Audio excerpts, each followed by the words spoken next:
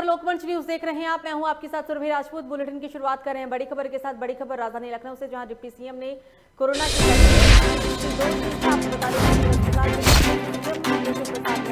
परिवार लगाई है। लोगों से वैक्सीन लगवाने की अपील। बड़ी खबर राजधानी प्रसाद और पूरे परिवार में कोरोना की वैक्सीन लगवाई है। सिविल अस्पताल में प्रसाद मौर्य के सभी परिवार के सदस्यों ने कोरोना की दूसरी डोज ली है, वैक्सीन की दूसरी डोज ली है और इस दौरान उन्होंने लोगों से वैक्सीन लगाने की भी अपील की।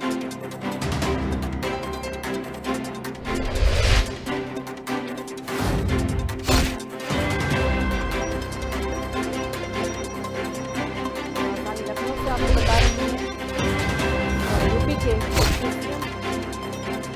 प्रसाद मौर्य ने कोरोना वैक्सीन की डोज ली है और दूसरी डोज लेने के बाद उन्होंने आम जनता से भी कोरोना वैक्सीन लेने का आग्रह किया। उनके पूरे परिवार ने कोरोना वैक्सीन की दूसरी डोज ली।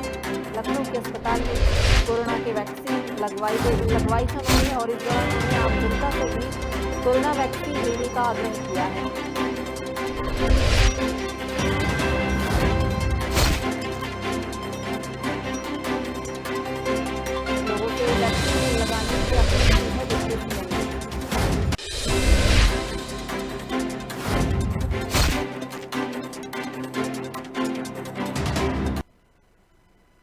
खबरों में आगे बढ़ते हैं, बात करते हैं अब यूपी के बांदा की। बांदा से बड़ी खबर आ रही है, जहां कमिश्नर ने कोरोना जांच केंद्र का जायजा लिया है। कमिश्नर ने लोगों से मास्क पहनने की अपील की है। स्वास्थ्य सुविधाओं में नहीं हो रही कोई लापरवाही, ये कहना है कमिश्नर का। लोगों को घबराने की जरूरत नहीं है।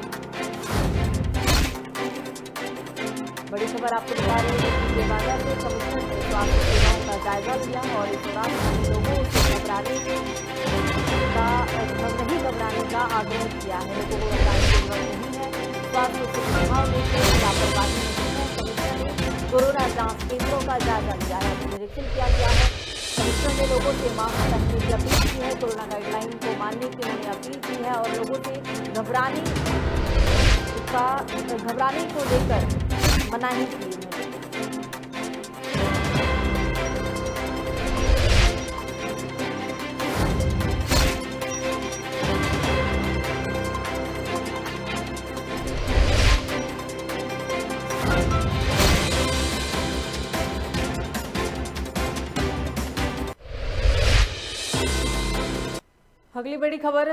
अगली बड़ी खबर भी राजधानी लखनऊ से ही आ रही है, जहां कोरोना को हराने के लिए नगर निगम ने अभियान चलाया है। नगर निगम ने किया शहर का सैनिटाइजेशन। नगर आयुक्त की उपस्थिति में चारबाग रेलवे स्टेशन का किया गया sanitization. Railway station, bus stand और एयरपोर्ट पर चलाया गया सैनिटाइजेशन अभियान। तो संक्रमण की बढ़ती रफ्तार को देखते हुए नगर निगम की बड़ी पहल देखने को मिली। नगर निगम की तरफ से ये सैनिटाइजेशन अभियान चलाया गया। इस दौरान बस स्टैंड, एयरपोर्ट और तमाम जगहों पर सैनिटाइजेशन का काम किया गया। रेलवे स्टेशन, बस स्टैंड और एयरपोर्ट पर सैनिटाइजेशन अभियान चलाया गया। नगर निगम ने शहर का सैनिटाइजेशन किया है। नगर आयुक्त की उपस्थिति में चारबाग रेलवे स्टेशन का सैनिटाइजेशन किया गया।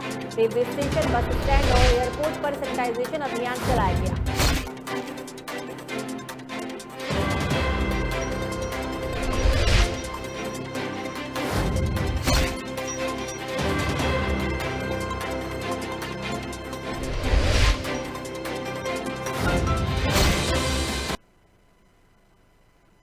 तो अगली बड़ी खबर राजधानी लखनऊ से ही आ रही है, जहां कांग्रेस नेता प्रमोद तिवारी ने सरकार पर जमकर हमला बोला है। ऑक्सीजन की कमी, बेड की कमी और एम्बुलेंस की कमी से हो रही है मौत। सीएम को नहीं मालूम जमीनी हकीकत। केंद्र सरकार ने 79 देशों को बांटा है इंजेक्शन। देश की जनता परेशान है, लेकिन केंद्र सरकार बाकी देशों को इंजेक्शन बांट रही है। शिविरों में ऑक्सीजन की बेहद कमी, ये कहना है प्रमोद तिवारी का। मेहरबानी करके ज्यादा से ज्यादा ऑक्सीजन और दवा की करें आपूर्ति। यूपी को बचाइए, मानवता को बचाइए।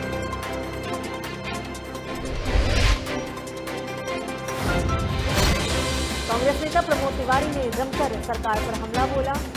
ऑक्सीजन की कमी है, ये कहा है उन्होंने। बेड की कमी है, एम्बुलेंस की कमी की वजह से लगातार मौत का आंकड़ा बढ़ता जा रहा है। उन्होंने ये भी कहा कि सीएम को जमीनी हकीकत नहीं मालूम है। केंद्र सरकार ने 89 देशों को इंजेक्शन बांटा। देश की जनता परेशान है, लेकिन केंद्र सरकार बाकी देशों को इंजेक्शन बांटने में लगी हुई है। जिलों में ऑक्सीजन की बेहद कमी है। मेहरबानी करके ज्यादा से ज्यादा ऑक्सीजन और दवा की आपूर्ति करें। यूपी को बचाइए, मानवता को बचाइए। मुख्यमंत्री जी, आपको शायद मालूम नहीं जमीनी हकीकत क्या है। आज मोदी सरकार की गलत नीतियों के कारण, पूंजीपतियों के तिजोरी भरने के कारण जिस तरह 9,000 मैट्रिक टन ऑक्सीजन, रेमडेसिविर की सहित तमाम दवाएं और वैक्सीन बांटी गई 82 देशों में, आज अभूतपूर्व संकट से उत्तर प्रदेश गुजर रहा है। और आप कह रहे हैं कि अगर ऑक्सीजन की कमी या कोई मुद्दा कोई उठाए तो उसके घर जब्त कर लो। करिए जब्त, तैयार हैं हम सब। लेकिन सच्चाई यही है कि आज मैंने आपके बयान के बाद कम से कम 20 जिलों में बात की। उत्तर प्रदेश के हर जगह ऑक्सीजन का संकट है। खबरों में आगे बढ़ते हैं। बीएसपी सुप्रीमो मायावती ने किया ट्वीट, कोरोना मरीजों को समय से मिले इलाज, सरकार द्वारा उठाए जरूरी कदम को जमीनी हकीकत पर लागू करे राज्य सरकार। मायावती ने लोगों से कोरोना गाइडलाइन का पालन की भी करी अपील। मायावती ने ट्वीट के जरिए लोगों से कोरोना गाइडलाइन पालन करने की अपील की है। सरकार द्वारा उठाए जरूरी कदमों को जमीनी हकीकत पर भी लागू किया जाए। मायावती ने लोगों से कोरोना गाइडलाइन पालन करने की अपील। बीएसपी सुप्रीमो मायावती ने सरकार को कोरोना मरीजों के लिए ढंग से इलाज कराने को लेकर बात कही है। कोरोना मरीजों को समय से इलाज मिल सके, सरकार द्वारा जो भी जरूरी कदम उठाए जा रहे हैं उन्हें जमीनी हकीकत पर भी राज्य सरकार लागू करे। मायावती ने लोगों से कोरोना गाइडलाइन पालन करने की अपील की।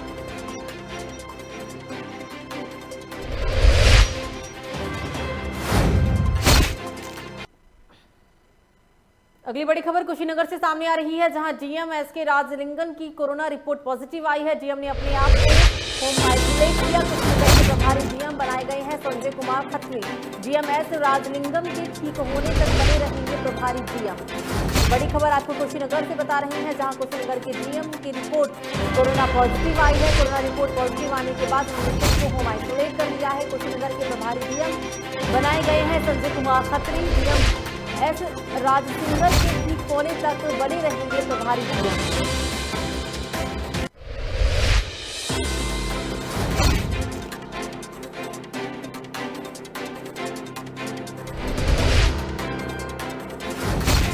कुशीनगर के डीएम भी कोरोना संक्रमित पाए गए। कोरोना संक्रमित आने के बाद उन्होंने खुद को होम आइसोलेट कर लिया है। डीएम एस राजलिंगम की कोरोना रिपोर्ट पॉजिटिव आई है। डीएम ने अपने आप को रिपोर्ट पॉजिटिव आने के बाद होम आइसोलेट किया है। प्रभारी डीएम संजय कुमार खत्री बनाए गए हैं। डीएम एस राजलिंगम के ठीक होने तक प्रभारी डीएम अपने पद पर बने रहेंगे।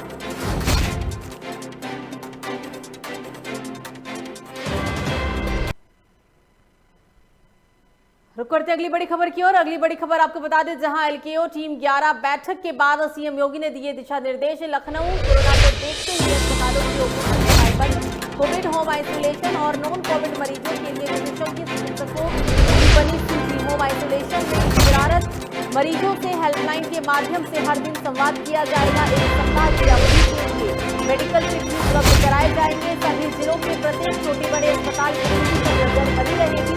ऑक्सीजन टैंकरों की संख्या बढ़ाए जाने के संबंध में विशेष प्रयास करने की जरूरत है।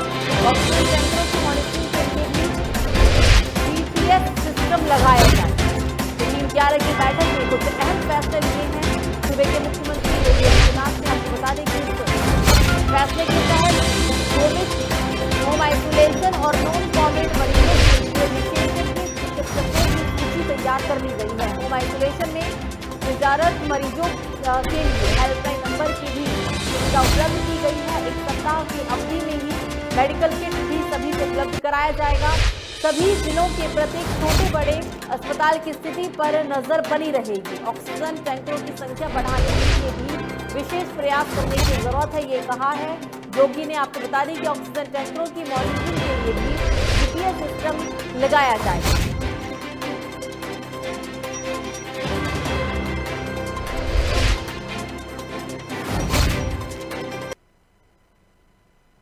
तो अगली बड़ी खबर जालौन से सामने आ रही है, जहां पूर्व ब्लॉक प्रमुख कोच उमा निरंजन का हुआ निधन। कोरोना संक्रमण की चपेट में आने से हुई मौत। उमा जखोली ने नोएडा के मकान में तोड़ा दम। तो बड़ी खबर आपको बता रही है, जहां जालौन के पूर्व ब्लॉक प्रमुख कोच उमा निरंजन का कोरोना से निधन हो गया है। आपको बता दें कि कोरोना संक्रमण की चपेट में आने से ही उनकी मौत हुई है। उमा जखोली ने नोएडा के मकान में अंतिम सांस ली।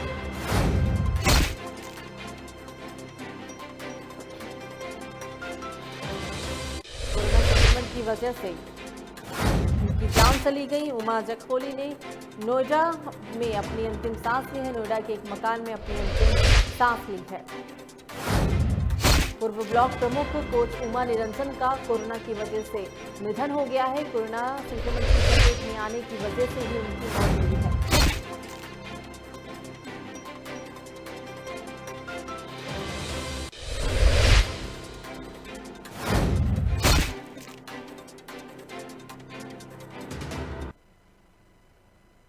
तो अगली बड़ी खबर फर्रुखाबाद से सामने आ रही है, जहां सीएमओ की बड़ी लापरवाही देखने को मिली है। कमालगंज सीएससी में बनाए गए L2 हॉस्पिटल में नहीं है ऑक्सीजन। सीएससी के L2 अस्पताल में भर्ती है 8 कोरोना पॉजिटिव मरीज। मरीजों को ऑक्सीजन ना मिलने से परेशान है उनके परिजन। डॉक्टर के मुताबिक अभी तक नहीं है ऑक्सीजन। कमालगंज सीएससी का ये पूरा मामला है। बड़ी खबर आपको बता रहे हैं, यूपी के फर्रुखाबाद से सीएमओ की बड़ी लापरवाही देखने को मिली है। हैरानी की बात यह है कि लगातार यूपी सरकार ऑक्सीजन सिलेंडर को लेकर बात कर रही है कि तमाम अस्पतालों में सिलेंडर पहुंचाए जा रहे हैं, लेकिन जो खबर सामने आई फर्रुखाबाद के एक L2 अस्पताल में ऑक्सीजन खत्म हो चुका है। सीएचसी के L2 अस्पताल में 8 कोरोना के पॉजिटिव मरीज भर्ती हैं, लेकिन स्थिति ये है कि अस्पताल में ऑक्सीजन खत्म हो चुका है। ऑक्सीजन खत्म होने की वजह से परिजन काफी बीमार हैं। जो मरीज हैं उनके तीमारदार काफी परेशान हैं। डॉक्टरों के मुताबिक अभी तक ऑक्सीजन नहीं मुहैया अस्पताल को कराया गया। पूरा मामला आपको बताते चले, कमालगंज सीएचसी अस्पताल का है।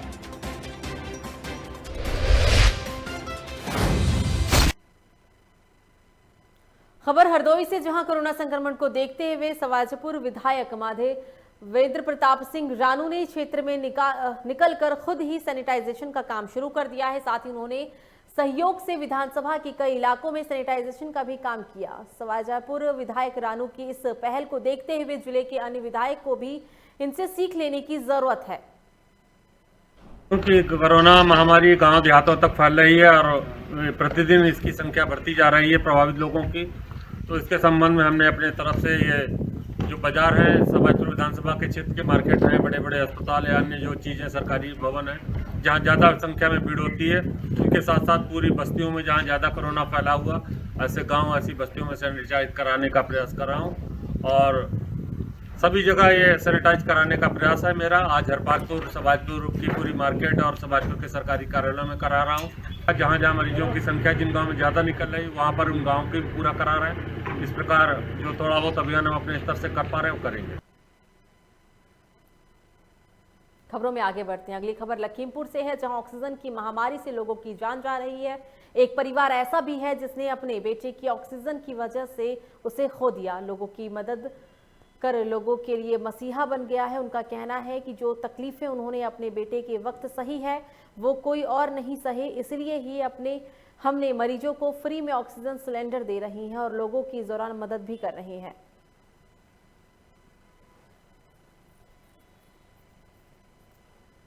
किल्लत बड़ी सिलेंडर की थी, जब बच्चे वाली हमारी दिक्कत आई थी तो उसके बाद फिर हम लोगों ने ये निर्णय लिया कि सिलेंडर फ्री बैठा। कितने सिलेंडर लगभग बाढ़ 150 के करीब पहुँचे हैं। क्या मैसेज देना चाहेंगे? यही है, ज़रूरतमंद को जो है जिसको आवश्यकता पड़े तो किसी की सिलेंडर के लेकर के जान ना जाएगी, इसलिए उत्तराखंड से सबसे शुरुआती दौर तो हमारा जो 24 तारीख को हमारे भतीजे उम्र 38 साल थी, उसकी तबीयत खराब हुई।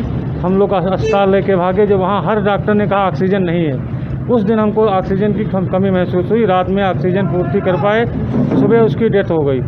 उस सुबह जब डेथ हुई तो हम लोग एक ही संकल्प लिए हैं कि हमारे परिवार के सदस्य चला गया, मगर हम किसी परिवार के और सदस्यों को हम नहीं जाने देंगे। तो हम अपनी तरफ से जितना कोशिश करेंगे, जितनी ऑक्सीजन हम अपनी तरफ से सप्लाई कर पाएंगे सप्लाई करेंगे। अगली बड़ी खबर फर्रुखाबाद से सामने आ रही है, जहां लोकमंच न्यूज का असर देखने को मिला है। आपको बता दें कि प्रधान प्रत्याशी सहित 70 अज्ञात लोगों के खिलाफ मुकदमा दर्ज किया गया है। प्रधान प्रत्याशी ने रैली निकालकर उड़ाई थी गाइडलाइन की धज्जियां। एसपी ने दिए कार्रवाई के आदेश। सोशल मीडिया पर वीडियो हुआ था वायरल। सैकड़ों की तादाद में जमा हुए थे लोग। लोकमंच न्यूज ने इस खबर को प्राथमिकता से दिखाया था और इसके बाद ही एसपी ने मामले में संज्ञान लेते हुए 70 अज्ञात लोगों के खिलाफ मामला दर्ज किया है। पूरा मामला आपको बता दें फर्रुखाबाद के थाना कमालगंज क्षेत्र के ईसापुर गांव का है।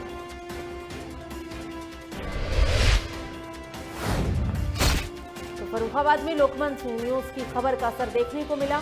प्रधान प्रत्याशी सहित 70 अज्ञात लोगों के खिलाफ मुकदमा दर्ज किया गया है। प्रधान प्रत्याशी ने रैली निकालकर कोरोना गाइडलाइन की धज्जियां उड़ाई थी, जिसके बाद एसपी ने कार्रवाई के आदेश दिए। सोशल मीडिया पर भी वीडियो ये वायरल हुआ था। आपको बता दें कि वीडियो में साफ तौर पर देखा जा सकता था कि सैकड़ों की तादाद में लोग इकट्ठा हुए थे और इस खबर को लोकमंच न्यूज ने प्राथमिकता से दिखाया था। यही वजह है कि मामले को संज्ञान में लेते हुए एसपी ने कार्रवाई के आदेश दिए हैं। खबर राजधानी लखनऊ से, जहां कोरोना के बीच चल रहे पंचायत चुनाव को लेकर लोगों में काफी उत्साह दिख रहा है। इस चुनाव के बीच कई जगहों से मारपीट और पथराव की भी खबर सामने आ रही है, लेकिन पुलिस ने स्थिति को नियंत्रण करने हेतु चुनाव को दोबारा शुरू करवाया। साथ ही लोगों को मास्क और सोशल डिस्टेंसिंग का पालन करने की भी अपील की। अमेठी समेत 20 जिलों में पूरे यूपी में चुनाव चल रहा है। चुनाव को देखते हुए यूपी सरकार ने सुरक्षा के पुख्ता इंतजाम किए हैं। हम इस वक्त मौजूद हैं अमेठी ज़िले के शाहगढ़ ब्लॉक पर, जहां पर दिखाना चाहेंगे कि जो है बूथ की लाइन लगी हुई है और यहां पर जो है सुबह से ही मतदान चल रहा है और लोकतंत्र बचाने के लिए लोग मतदान भी कर रहे हैं। हालांकि जो है सोशल डिस्टेंसिंग जो है यहाँ पालन नहीं किया जा रहा है। फिलहाल लोगों ने मास्क लगा रखा है। कुछ लोग हैं जिनसे बात करते हैं। जिस तरह से चुनाव चल रहा है उसको लेकर कितना संतुष्ट हैं आप लोग? 100% संतुष्ट हैं और आशा करते हैं कि अच्छे से चुनाव होगा और हम जीत के आएंगे। आप प्रत्याशी हैं? जी, प्रत्याशी के बड़े भाई हैं हमारे प्रत्याशी अनिल कुमार वर्मा। हम उनके बड़े भाई हैं और हमारा लक्ष्य है गांव का विकास। मुद्दा क्या रहेगा आप? मुद्दा भैया कॉलोनी हुई, खनिंजा हुआ और नल हुए, जितनी सुविधाएं देती है गवर्नमेंट सबके पास पहुँचे। जी बिल्कुल, जो है गांव का चुनाव जो है लगातार जो है लड़ा जा रहा है और जो है विकास के मुद्दों पर जो है लोग वोटिंग भी कर रहे हैं। फिलहाल देखने वाली बात यह होगी कि जिस तरह से चुनाव में लोग वादा करते हैं उसका जीत के बाद वादा कितना निभाते हैं यह समय ही बताएगा। आसिफ बेग, लोकमंच न्यूज़, लखनऊ। खबर बलिया से, जहां कोरोना महामारी के बीच हो रही तीसरे चरण के चुनाव को लेकर मारपीट की खबरें सामने आई, जिसमें बूथ संख्या 181 और 182 में आधार कार्ड नया बनाने और 12 साल के ऊपर के लोगों को वोट दिलाने को लेकर अराजक तत्वों ने तोड़फोड़ के साथ ही जमकर ईंट पत्थरबाजी भी की है। इस खबर की सूचना मिलने पर एसडीएम ने स्थिति को संभालकर फिर से मतदान शुरू करवा दिया।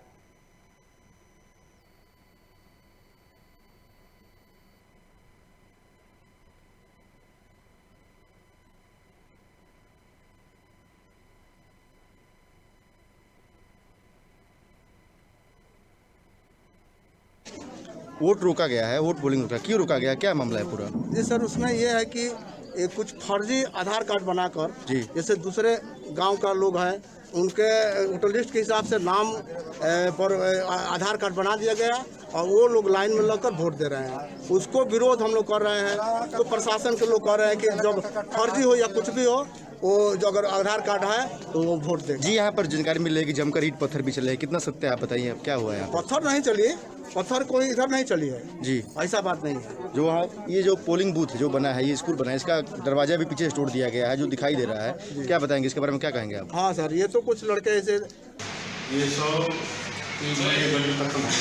खत्म हो गई। अभी क्यों यहाँ पर मतदान रोका गया, क्या मामला है? पता चलने लगा, दरवाजे पर पता चलने लगा, कुछ लोग जबरदस्ती ढुका है, अपना पार्ट लेकर चले गए टेबल पर से। जी, क्या क्या जैसे आपने किसके ऊपर बनाएंगे, क्या क्या है क्या क्या नहीं है, बूथ मतपेटिका के पास भी गए थे लोग। तो क्या आपको जानकारी मिली सर, मोहर भी आपकी जो थी उनको भी ले गए हैं लोग? हाँ, अब देखना पड़ेगा, खिलाना पड़ेगा क्या क्या है। सर, जो भी सामान है वैसे उठा के हम लोग इधर से उधर रख रखे हैं सब, लेकिन क्या क्या है क्या क्या चला जिसकी कितने समय के बाद चुनाव मतलब रोका गया, कब का कितने समय? तो अगली बड़ी खबर मिर्जापुर से सामने आ रही है, जहां पंचायत चुनाव में मतदान के दौरान जमकर हुआ बवाल। पोलिंग बूथ पर फर्जी वोटिंग को लेकर ग्रामीणों ने किया हंगामा, पथराव और सीओ की गाड़ी भी हुई क्षतिग्रस्त। पुलिस ने स्थिति को संभालकर दोबारा चुनाव करवाया। बड़ी खबर आपकी टीवी स्क्रीन पर मिर्जापुर से सामने आ रही है। आज का चुनाव यूपी के 20 जिलों में किया जा रहा है। इसी दौरान मिर्जापुर से खबर सामने आई कि पंचायत चुनाव में मतदान के दौरान जमकर बवाल देखने को मिला। आपको बता दें कि पोलिंग बूथ पर फर्जी वोटिंग को लेकर ग्रामीणों ने हंगामा किया है और इस घटना के बाद पथराव में एसडीएम और सीओ की गाड़ी भी क्षतिग्रस्त हुई है। पुलिस ने स्थिति को संभालकर दोबारा से चुनाव शुरू करवा दिया।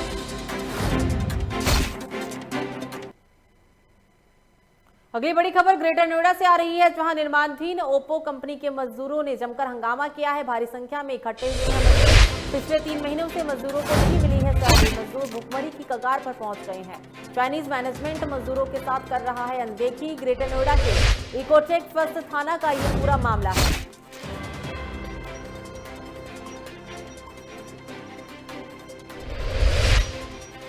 निर्माणाधीन ओप्पो कंपनी के मजदूरों ने जमकर हंगामा किया है। आरोप है मजदूरों का कि 3 महीने से सैलरी नहीं मिली है और सैलरी की वजह से भुखमरी तक की नौबत आ गई है।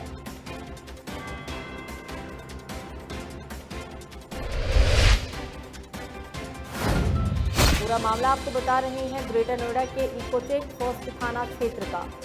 ओप्पो कंपनी के मजदूरों ने बवाल किया। आरोप है मजदूरों का कि 3 महीने से उन्हें सैलरी नहीं मिली है और इस वजह से काफ़ी दिक्कत परेशानियों का सामना करना पड़ रहा है मजदूरों को। भारी संख्या में मजदूर इकट्ठा हुए हैं। आप ये तस्वीर देख रही हैं ग्रेटर नोएडा के ओप्पो कंपनी की, जहां काफ़ी संख्या में मजदूर इकट्ठा हुए और इकट्ठा होकर मजदूरों ने जमकर हंगामा किया। पिछले 3 महीने से मजदूरों को सैलरी नहीं मिली है और सैलरी नहीं मिलने की वजह से भुखमरी तक की नौबत आ गई है। हुई है और सबसे बड़ी चीज जो निकल करके आई है कि एक ऐसी खबरों में आगे बढ़ते हैं, बात करते हैं अब मैनपुरी की, जहां मैनपुरी के दनहाहार थाना पुलिस को एक बड़ी सफलता हाथ लगी है। बता दें आपको, भूपेंद्र सिंह इंटर कॉलेज में चल रहे अवैध शस्त्र और कारतूस की फैक्ट्री को पुलिस ने भंडाफोड़ किया। फिरोजाबाद और मथुरा पंचायत चुनाव में बिक्री होने के लिए अवैध असला और कारतूस तैयार किए जा रहे थे। बीते 19 अप्रैल को मतदान में व्यवधान डालने और पुलिस पार्टी पर फायरिंग के मामले में पुलिस ने घेराबंदी कर 3 आरोपियों को भी गिरफ्तार किया है। आपको बता दें कि मतदान के दिन लालपुर संथिनी पर 2 प्रत्याशियों के विवाद के बाद ईंट पत्थर के साथ पुलिस पार्टी पर फायरिंग भी की गई थी, जिसके बाद पुलिस ने तीनों आरोपियों को गिरफ्तार कर लिया और न्यायालय में पेश किया। हुई है और सबसे बड़ी चीज जो निकल करके आई है कि एक ऐसे गिरोह का पर्दाफाश हुआ है जो अवैध कारतूस और खरीद करके और तमंचे खरीद करके और ऊंचे और महंगे दामों पर लंबे समय से बिक्री कर रहा है और इस तरह के विद्यालय में उसको शरण दे करके और विद्यालय के जो प्रधानाचार्य हैं उनके द्वारा इस तरह की बिक्री की बात स्वीकार की गई है। अन्य अभियुक्त भी इसमें प्रकाश में अभी आ रहे हैं, उनके लिए भी हम लोग लगातार घेराबंदी कर रहे हैं। आने वाले समय में इस तरह के जो भी वारदात करेंगे उनको बख्शा नहीं जाएगा। तो फिलहाल बुलेटिन में मुझे दीजिए इजाजत। लोकमंच न्यूज में खबरों का सिलसिला जारी रहेगा। नमस्कार।